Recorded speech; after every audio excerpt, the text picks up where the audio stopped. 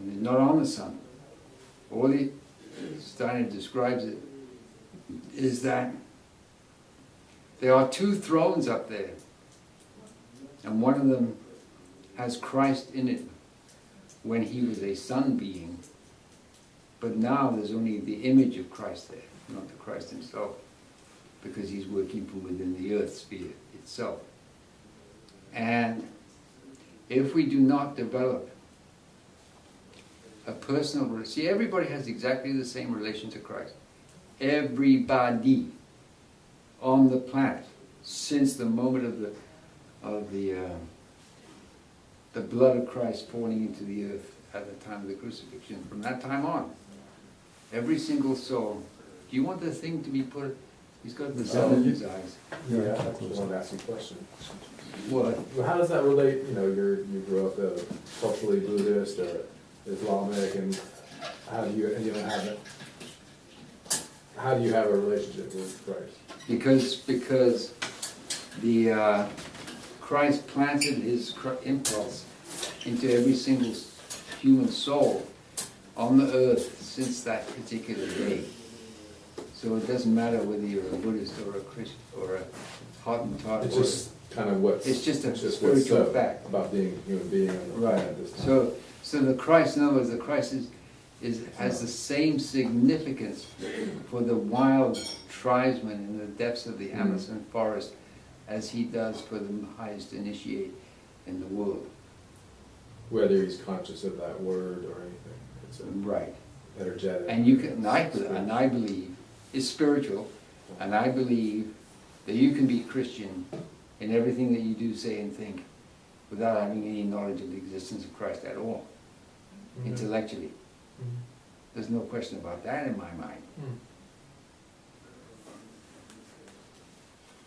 Because he did it for the love of every human being, both men and women, of every color, skin, every creed, and every locality on the face of the earth. And so therefore, to not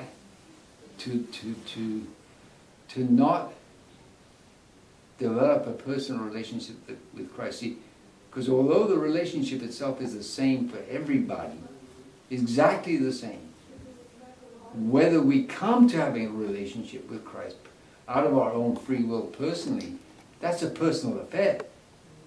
You know, you have to do it consciously, right? You can't just diss it. How do you do that?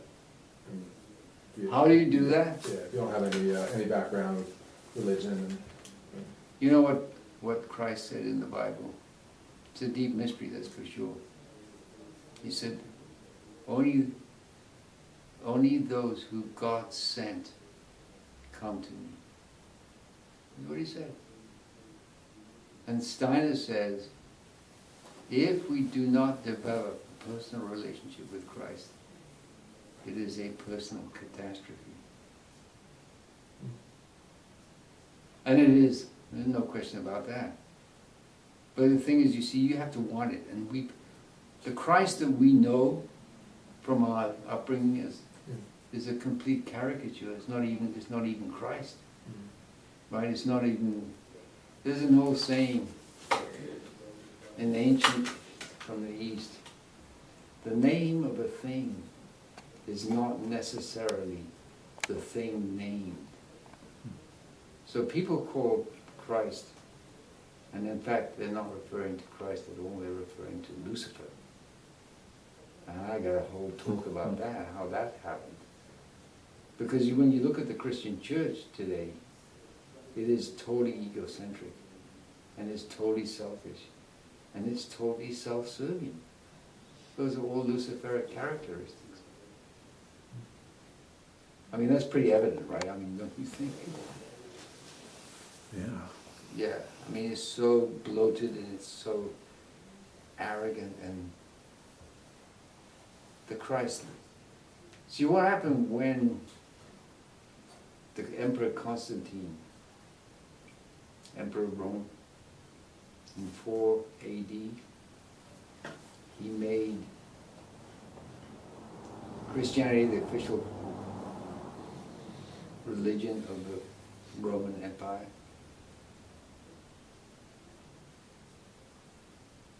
They didn't understand what happened during the time of Christ's actual living. And I'll give you a hint of what happened. Do you know why Judas betrayed Christ? The reason that he did that? The reason is because Judas knew who Christ is.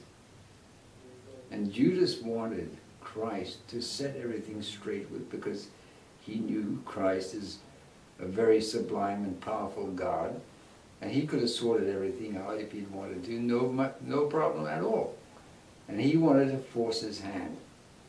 Now, the reason the Pharisees bribed Judas to betray Christ was because when Christ is alive and the apostles are going out to teach, Christ said to them, do not worry about what you're going to say, because I will do it through you.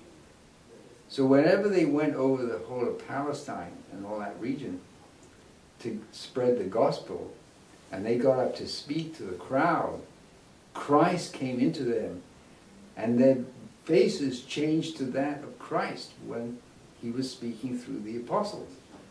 So the Pharisees didn't know which one of the apostles was the real Christ. So that's why they persuaded Judas, and Judas was willing to do it, because despite the fact that Christ had told Lucifer, I do not want to have dominion over the whole earth. You know, the temptation in the desert, the 40 days. He said, I don't want that. That's not it. He said, my kingdom is not of this world. But Judas wanted to force his hand. So that meant that the Emperor Constantine didn't understand what happened at that time. He made Christianity the official religion of the Roman Empire, and then that's when Lucifer and Ahriman slipped into the Roman Church and made it a secular body which had, shall we say, designs on material earthly dominion. That's exactly what happened. Mm-hmm.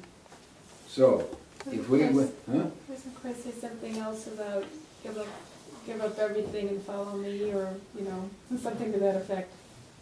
Well, yeah, there was a rich kid. He was asking how he could.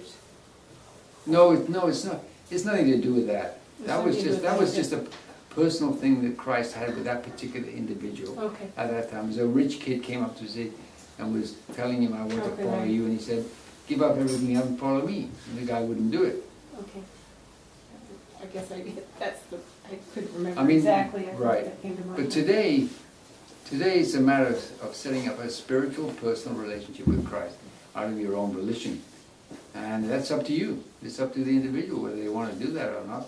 But what I'm saying is that the consequences of not doing it, and the thing is, we have to realize that it's not a question of there being any kind of pressure on you to do it, right?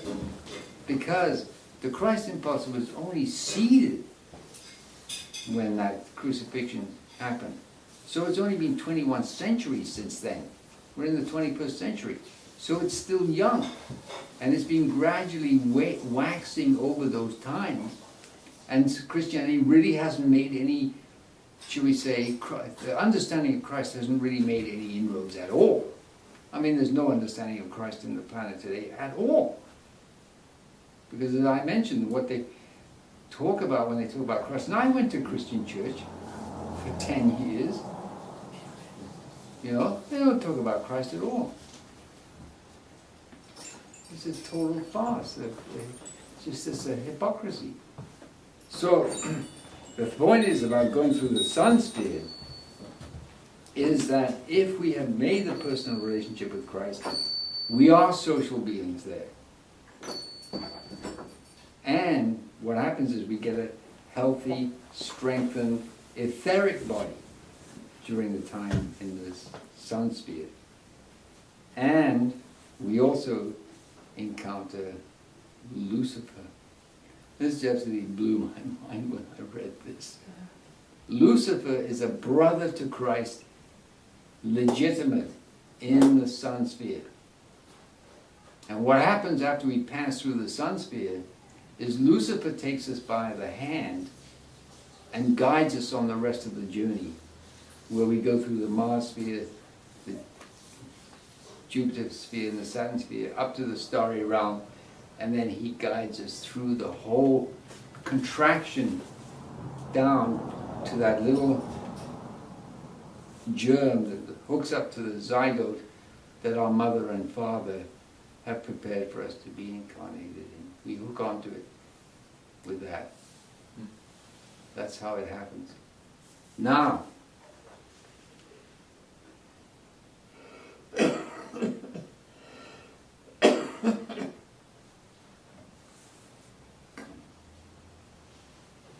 what we do, first of all, there's some interesting facts that arise from all these spiritual investigations of Steiner.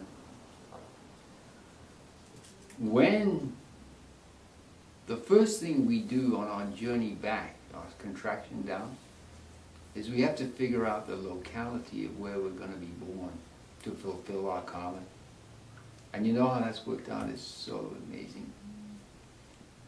How it's figured out is that, and we figure it out, along with the help of Lucifer, is we find a place on the planet surface at approximately the time that we're going to be born, where the constellations correspond as closely as possible to the constellations that occurred at the time of our death. That's how we find out where we're going to be born. Then we choose our parents. Now, we spend an incredible amount of effort arranging matters prior to our incarnation, our birth, working with our ancestors to arrange matters with them so that the parents that we are going to have as our mother and father have the suitable bodies for us to be able to be born into that will facilitate us fulfilling our karma and our destiny. So we work with our grandparents and great-grandparents before they even incarnate. Like 300, we start working on this 300 or 400 years before we're born.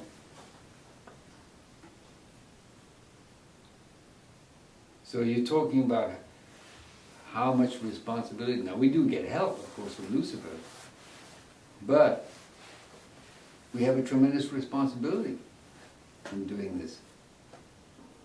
So that we have, and if certain things don't occur, like the ones I've already mentioned, such as developing moral standing, developing a religious sensibility, and developing a personal relationship with Christ, things can go somewhat awry when we're coming back, because we pass through all those spheres on our contraction down back to the zygote, but to join the zygote, so to speak. And one thing I didn't mention is that when we discard our etheric body prior to entering into Kamaloka, we don't actually discard the whole thing. We keep a germ, a seed of our etheric body with us, which trails us through our entire journey, through the spheres of the planetary spheres, all the way there and all the way back. And this is our causal body, because recorded in that etheric germ is everything we've ever done in this life. So when do you shed that? You don't. You never shed it. Even in the next life, you hold on to it.